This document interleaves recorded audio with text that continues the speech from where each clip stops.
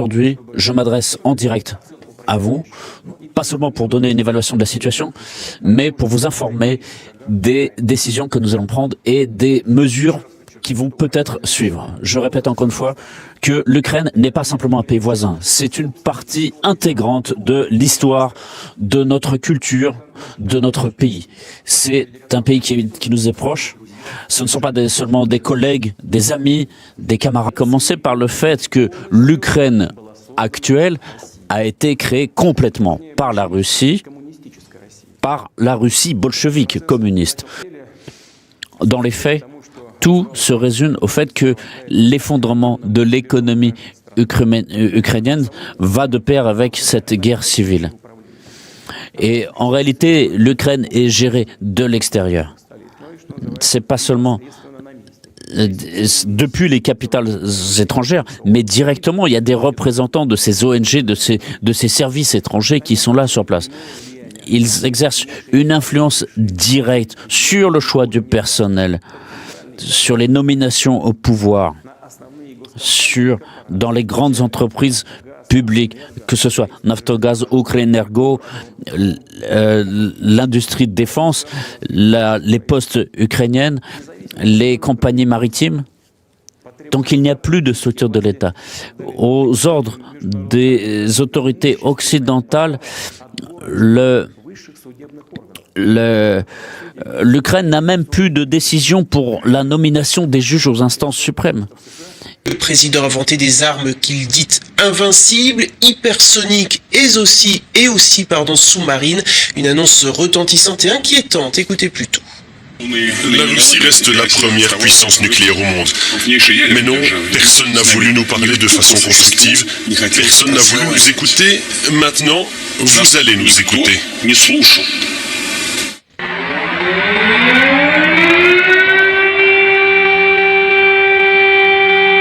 J'ai pris la décision d'une opération militaire.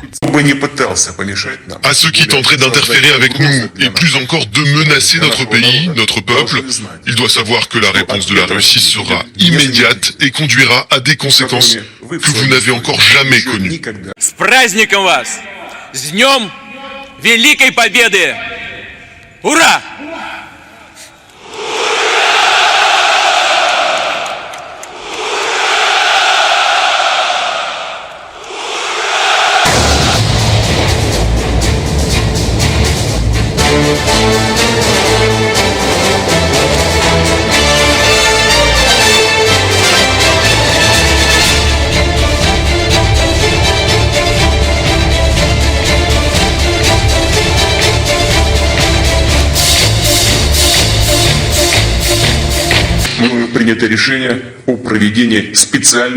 J'ai pris la décision de mener une opération militaire spéciale.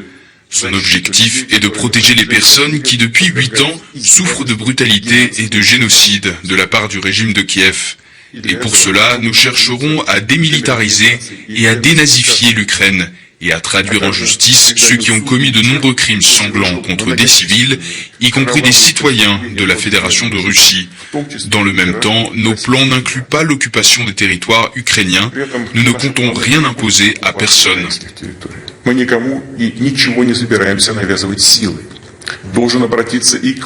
Je dois également m'adresser aux militaires des forces armées ukrainiennes. Chers camarades, ce n'est pas pour que les néo-nazis d'aujourd'hui prennent le pouvoir en Ukraine que vos pères, grands-pères et arrière-grands-pères se sont battus contre les nazis, défendant notre patrie commune. Vous avez prêté serment d'allégeance au peuple ukrainien et non à la junte hostile au peuple qui pille l'Ukraine et persécute ce même peuple. Ne suivez pas ces ordres criminels. Je vous exhorte à déposer les armes immédiatement et à rentrer chez vous.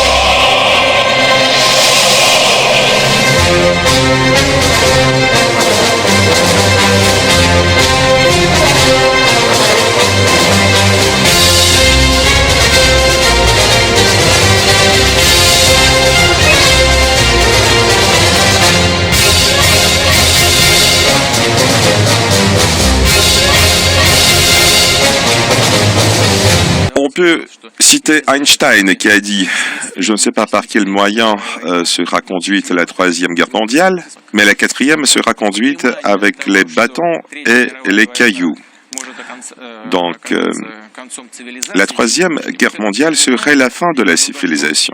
Et tout le monde doit le comprendre.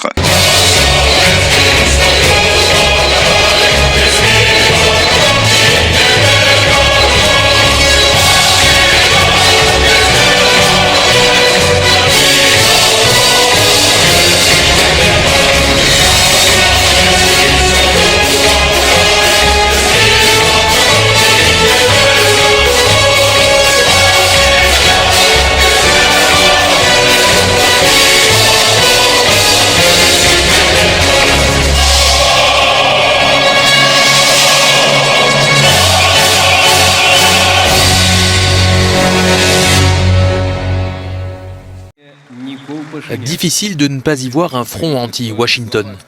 Xi Jinping et Vladimir Poutine sont arrivés ensemble sur la scène du Forum économique de Saint-Pétersbourg. La raison principale est que le modèle de mondialisation mis en avant à la fin du XXe siècle est de moins en moins pertinent pour la nouvelle réalité économique émergente. Face à la guerre commerciale que se livrent Washington et Pékin, le secrétaire général de l'ONU, Antonio Guterres, appelle au calme et au dialogue. Je pense que notre devoir est d'éviter que le monde ne tombe dans une autre guerre froide composée de deux blocs qui seraient probablement complètement séparés du point de vue monétaire, militaire, mais également commercial et technologique. Ce serait extrêmement dangereux pour nous tous et nous devons tout faire pour l'éviter. On estime à environ 550 millions le nombre d'armes à feu actuellement en circulation. Autrement dit, il y a un homme sur 12 qui est armé sur cette planète. La seule question, c'est comment armer les 11 autres. La Russie dispose des deuxièmes plus grandes réserves de gaz naturel au monde. Et ce gaz est une nécessité vitale pour l'Europe. Déjà dans les années 70, du gaz soviétique traversait le rideau de fer pour alimenter l'économie de l'Ouest. Aujourd'hui, malgré les tensions qui s'exercent entre Bruxelles et Moscou, l'Europe est toujours plus dépendante du gaz russe. Il représente 40% des importations de l'Union. 4 grandes lignes d'approvisionnement existent. Le gazoduc appelé Brotherhood traverse l'Ukraine, la Slovaquie et la République tchèque pour alimenter l'Europe de l'Ouest. Le Yamal Europe relie les gisements du nord de la Sibérie à l'Allemagne en traversant la Biélorussie et la Pologne. Le Nord Stream, mis en service en 2012, permet d'approvisionner l'Allemagne directement en passant sous la mer Baltique. Sa capacité pourrait être doublée avec le Nord Stream 2. Enfin, le Blue Stream passe par la mer Noire pour rejoindre la Turquie. Mais sur l'échiquier gazier européen, des rapports de force s'engagent autour de futurs gazoducs. Pour la Russie, il s'agit de multiplier les destinations et contourner les pays de transit jugés peu fiables, à commencer par l'Ukraine. L'Europe essaie quant à elle d'être moins dépendante du gaz russe.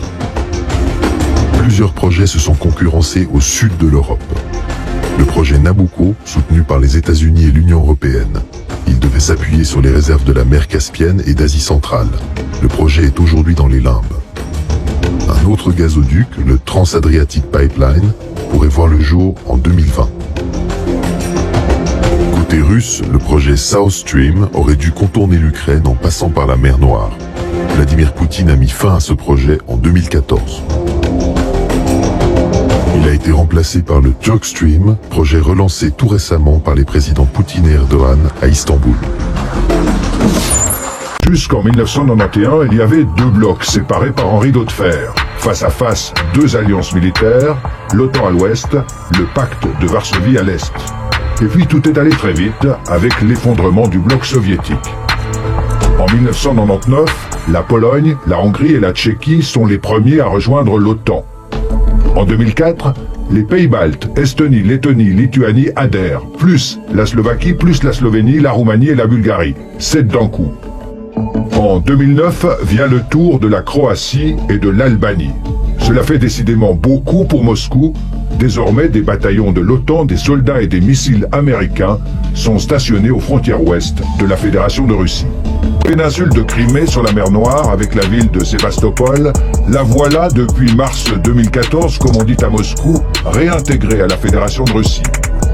Poutine a réussi son coup de force, l'Europe a riposté par des sanctions économiques. En Occident, beaucoup d'hommes politiques, des experts, des simples gens voient en Russie une menace, une grande menace.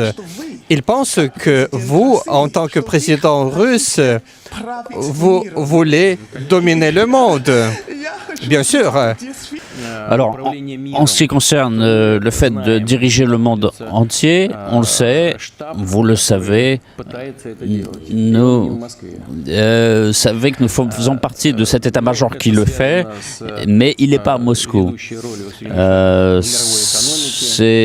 Vous savez très bien qu'il y a cette activité des États-Unis qui dépense plus de 700 milliards de dollars par an pour l'armement, et nous on est à 46, hein.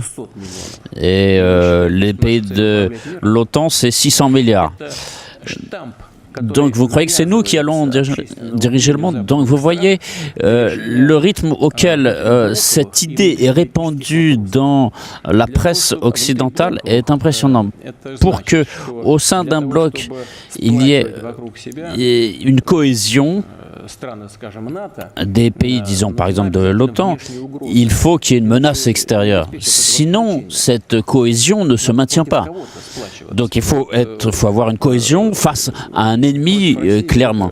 Donc face à la Russie, évidemment, grande puissance nucléaire, c'est facile. Et il y a des sujets sur lesquels nous avons des alliances fortes avec les États-Unis d'Amérique, en matière de sécurité collective, et où nous travaillons remarquablement bien, ce qui fait que moi je dois constamment parler avec le président Trump, et nous avons cette relation très forte. Et il y a des sujets sur lesquels nous avons des désaccords. Il n'y a pas d'alignement systématique. Emmanuel vient de dire que l'Europe et les États-Unis ont des engagements communs, notamment en matière de sécurité, mais il ne faut pas avoir peur là-dessus. Nous allons vous aider, nous allons assurer la sécurité. En tout cas, nous allons faire tout ce qui dépend de nous pour qu'il n'y ait plus de nouvelles menaces. Je pense que c'est dans cet axe qu'on doit réfléchir surtout. Quant aux questions de sécurité, je veux rassurer Vladimir, je n'ai pas peur parce que la France a une armée qui sait se protéger de toute façon seule.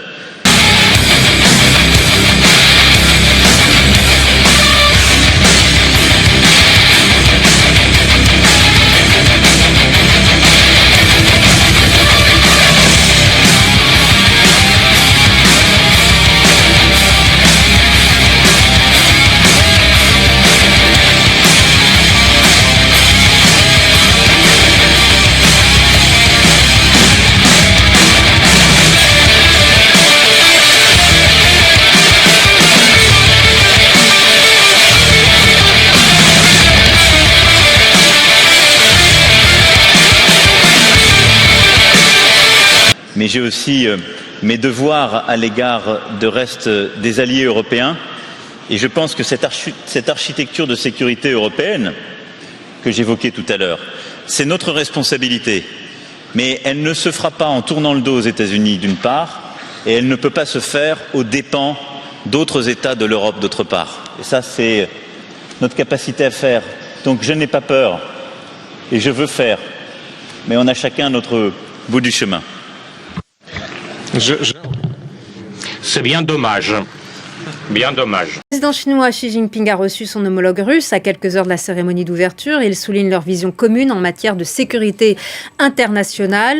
La Chine, en soutenant le président russe Vladimir Poutine, trouve d'ailleurs un allié dans son bras de fer face aux États-Unis. Vladimir Poutine et Xi Jinping qui se disent opposés à tout élargissement futur de l'OTAN. Exactement, il a été question ce matin de relations d'une qualité sans précédent, d'amitié, d'une nouvelle impulsion dans les relations entre la Russie et la Chine.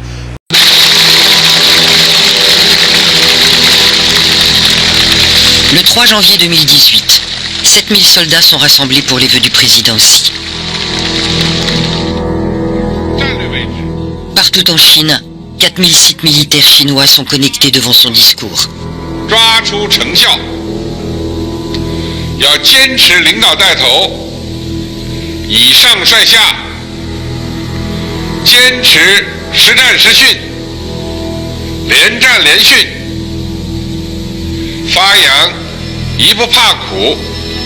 二不怕死的战斗精神。我继续。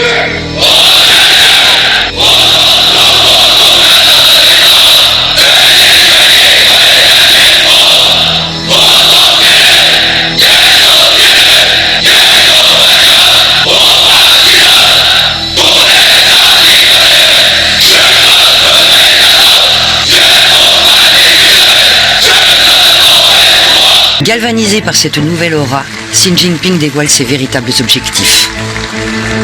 倡导构建人类命运共同体，促进全球治理体系变革。 Il y a une chose qui me gêne à propos de Xi Jinping. Quand il était à Washington, on lui a demandé s'il comptait militariser les îles de la mer de Chine du Sud.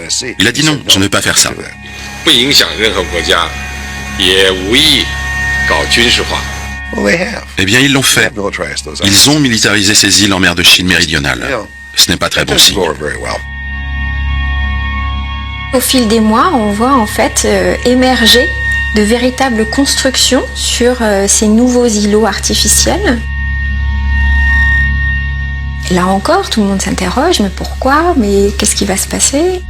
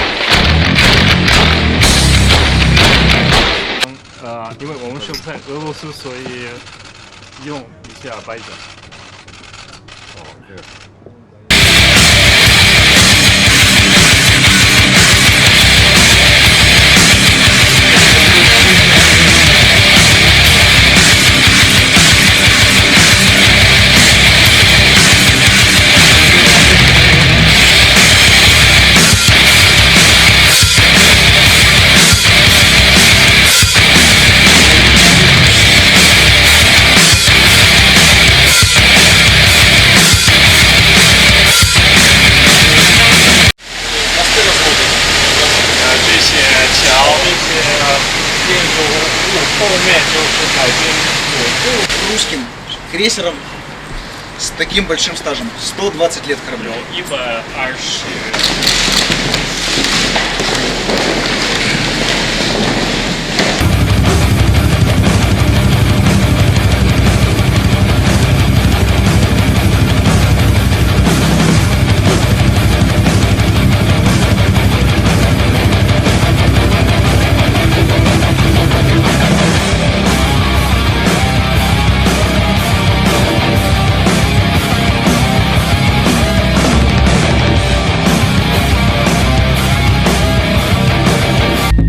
Xi Jinping s'est petit à petit créé une véritable base militaire en mer de Chine.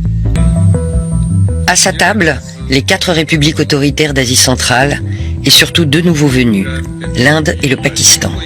2 puissances nucléaires rivales que Xi a réussi à réunir. 本次会议是上合组织扩员后8个成员国领导人齐聚一堂的首次峰会。 具有历史性意义。随着成员国数量增加，我们的力量进一步壮大，地区各国人民和国际社会对我们的关注和期待越来越多。 En Sibérie, la Russie organise ses plus grandes manœuvres militaires depuis la guerre froide. Des exercices qui se déroulent sous l'œil attentif de Vladimir Poutine. Commencée mardi, l'opération baptisée Vostok 2018 se terminera samedi. La Chine, alliée russe, y participe. Officiellement, la Russie veut consolider la coopération russo-chinoise et se tenir prête à défendre ses intérêts. Officieusement, Vladimir Poutine veut surtout afficher la puissance militaire de son pays. Car l'opération Vostok 2018 est d'une ampleur inédite. 300 000 soldats et 36 000 blindés sont mobilisés. Actuellement, la Russie possède la 2e armée la plus puissante au monde derrière les États-Unis. Devant ses troupes, Vladimir Poutine l'a promis, la Russie continuera de renforcer ses forces et son équipement militaire. La parade militaire conjointe a marqué la fin des manœuvres. Ici, la Russie et la Chine ont déployé un spectacle militaire impressionnant et ont montré qu'elles pouvaient joindre leurs forces contre un ennemi commun. Mener un exercice anti-sous-marin est quelque chose de confidentiel pour les forces armées de n'importe quel pays, souligne cet expert. La Chine et la Russie, en menant de tels exercices, montrent qu'il y a de bons échanges entre eux. Pékin a annoncé début mars l'accélération de la modernisation de son armée, la plus grande du monde en termes d'effectifs. La Chine souhaite ainsi combler son retard militaire sur Washington, qui veut réorienter sa politique de sécurité vers l'Asie. Une poignée de main pour relancer la relation entre Moscou et Pyongyang. Kim Jong-un et Vladimir Poutine se rencontrent pour la première fois dans cette université de Vladivostok, à l'extrême sud-est de la Russie, non loin de la frontière nord-coréenne. Le maître de Pyongyang se tourne ainsi vers la grande puissance qui a soutenu son pays pendant la guerre froide. Nos deux peuples savent que le développement continu des liens entre nos deux pays ne sert pas seulement nos intérêts respectifs, mais est également indispensable pour sécuriser la paix et la stabilité de la région. Mais Kim Jong-un est surtout venu chercher une alternative dans sa volonté de normalisation internationale. Il faut avant tout faire redescendre les tensions militaires entre le Nord et le Sud. Dans les conditions actuelles, où nous ne sommes ni en guerre ni en paix, mais dans une instabilité constante, nous ne pouvons garantir le succès de nos projets. La Corée du Nord a besoin de garanties sur sa sécurité et sa souveraineté. De quelles garanties peut-il s'agir, sinon de garanties de droit international ? Le sommet de Vladivostok était également scruté par une autre grande puissance, la Chine, autre parrain historique de Pyongyang, avec qui elle a rééquilibré sa relation ces dernières années, mais qui tient à garder le régime nord-coréen dans son giron. Nous n'avons pas d'intention de nous engager dans une course aux armements coûteuse, mais nous allons nécessairement et immanquablement assurer les capacités défensives de notre pays dans les nouvelles conditions d'aujourd'hui.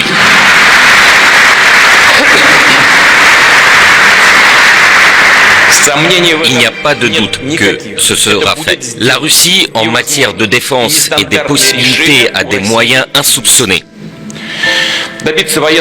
La supériorité militaire sur la Russie est impossible à obtenir. Notre armée est moderne, combative, courtoise comme on dit aujourd'hui, mais redoutable. Nous avons assez de force, de volonté et de courage pour protéger notre liberté. Будет готов сотрудничать с Россией в случае победы на выборах, а вы готовы с ним иметь дело, несмотря на то, что он выступает за более тесное сотрудничество с Европой? Мы же на бизнес-форум приехали, правильно? Давайте говорить конкретными категориями. 3,5 миллиардов они нам должны. Пусть вернут деньги для начала разговора, так, чтобы создать благоприятные условия. Все санкции сводятся к тому, чтобы выбрать из моего личного окружения каких-то близких мне людей, моих друзей, и их, как у нас в кругах интеллигенции говорят, уконтропупить как следует. То есть наказать их непонятно за что. Я бы на их месте давно подал в суд, потому что они не имеют отношения, значит, к событиям на Украине, в Крыму, и выбрали как специально 2 евреев и 1 хохла, понимаете? Ну, как издеваются все равно. L'Ukraine a commencé à se construire en négation de la Russie. Et cette négation de l'histoire de plusieurs générations qui étaient impliquées dans ces liens entre la Russie et l'Ukraine. Et c'est étonnant que la société ukrainienne ait vu augmenter ses humeurs nationalistes, anti-russes et néo-nazis. On les voit aujourd'hui. On les a vus agir dans le Caucase, ces bandes. Et ils continuent à exprimer des réclamations vis-à-vis de la Russie. Et dès 1991, elle n'a cessé de pratiquer la copie, le copiage d'autres systèmes, d'autres pays. Et les institutions politiques étatiques n'ont cessé d'évoluer en guerre de clans qui n'ont rien à voir avec les intérêts du peuple ukrainien. Et tout le sens de ce choix civilisationnel occidental des autorités ukrainiennes ne consistait pas à créer des conditions favorables pour le peuple ukrainien, mais satisfaire les intérêts de certaines forces stratégiques contre la Russie et prise des poches des Ukrainiens pour être caché quelque part. Tout cela n'a pas rapproché l'Ukraine de la démocratie et de la construction de l'État.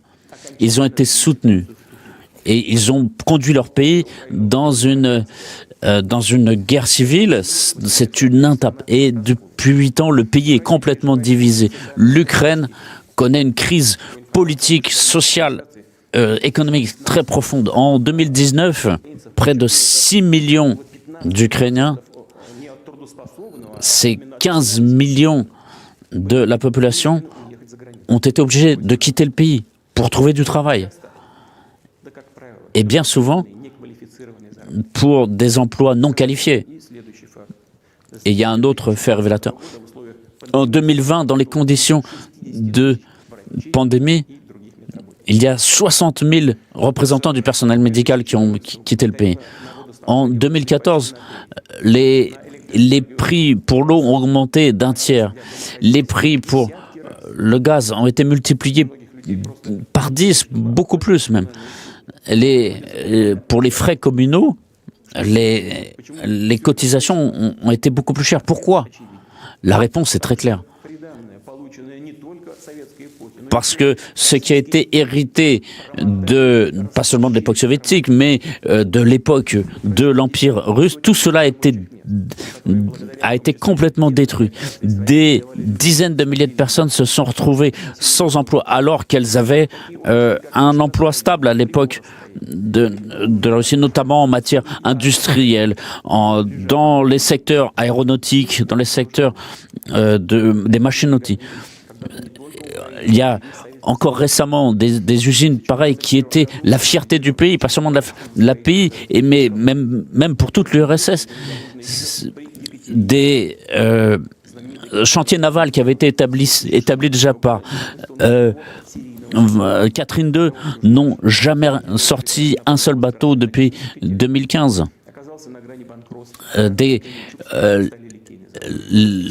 La fonderie de Kremenchuk a été aussi liquidée. En ce qui concerne le système de transport de gaz qui avait été créé par toute l'URSS, est devenu dans une telle situation que son exploitation est devenue très très risquée et très très coûteuse. Alors encore une question qui semble... Cette pauvreté, cette misère, cet effondrement du potentiel industriel, est-ce que c'est le choix occidental dont on abreuve la population depuis tant d'années? Et en même temps, d'abord, ils travaillaient directement avec des organisations d'autres pays. Ils recevaient une aide financière sur la place de l'indépendance à Kiev, en recevant des sommes d'argent importantes de l'ambassade des États-Unis. Et ça a été des millions de dollars qui ont été versés. Et il y a des gens qui ont... Et les familles de ceux qui sont morts dans les combats, qui ont été assassinés dans les rues de Kiev, voilà... On ne les interroge pas.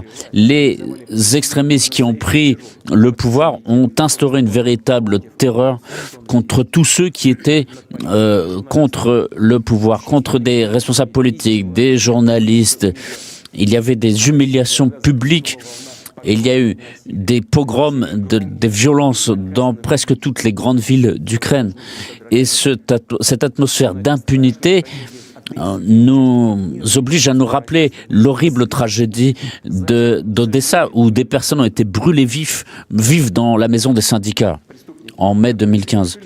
Et ceux qui ont commis ce crime n'ont pas été punis, ils ne sont même pas recherchés. Mais nous les connaissons, nous connaissons leurs noms, et nous ferons tout pour les punir et qu'ils soient déférés devant la justice.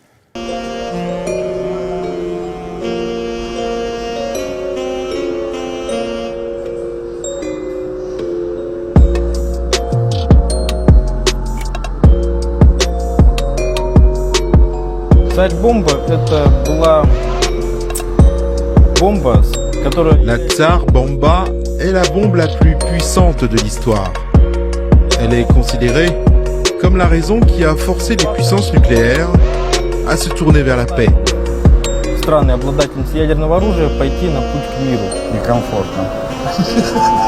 Je me sens pas à l'aise à côté de cette bombe. Elle m'oppresse psychologiquement. Au premier regard, je ressens de la fierté Mais quand je m'approche et que je réfléchis à ce qu'elle pourrait faire, Dieu nous en préserve, je ne me sens pas bien.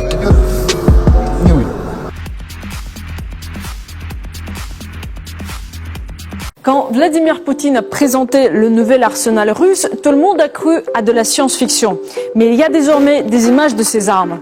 Kinjal, poignard en russe, est un missile hypersonique. Il est rapide, très rapide.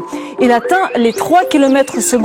Et si quiconque essaie de l'abattre, il s'écarte et suit une trajectoire imprévisible. C'est une première, même si les États-Unis entendent tester leur équivalent l'année prochaine. Sarmat, c'est lui qu'on a pris pour un délire. C'est un nouveau missile balistique intercontinental nucléaire doté de, et oui, 20 ogives nucléaires. Mais son véritable atout est sa portée presque illimitée. Les anciens missiles devaient suivre la trajectoire de vol la plus courte et passer les défenses aériennes. Celui-là peut faire un détour par le pôle sud pour atteindre sa cible par derrière. Si vous n'avez pas envie de traverser l'Antarctique, optez pour Avangard, destiné à passer les défenses antimissiles ennemies grâce à sa vitesse. Lorsque ces moteurs sont lancés, ils pénètrent dans l'atmosphère à Mach 20, soit environ 7 km/s. Propulsion nucléaire qui se déplace si profondément et rapidement qu'elle est en théorie invincible. Буревестник, un nouveau missile de croisière à propulsion nucléaire. Son réacteur implique que sa portée n'est limitée que par le volume de combustible. Il peut rester en l'air et flotter jusqu'à ce qu'il y ait une occasion de frapper.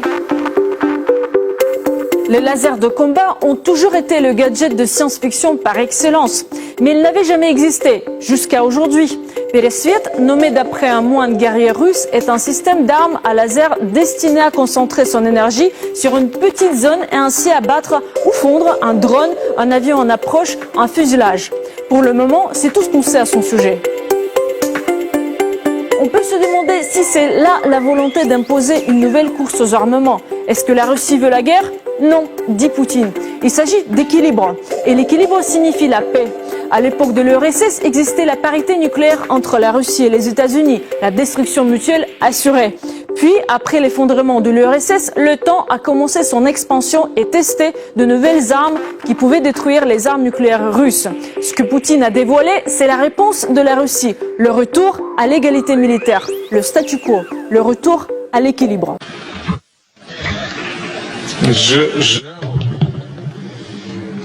C'est bien dommage. Bien dommage.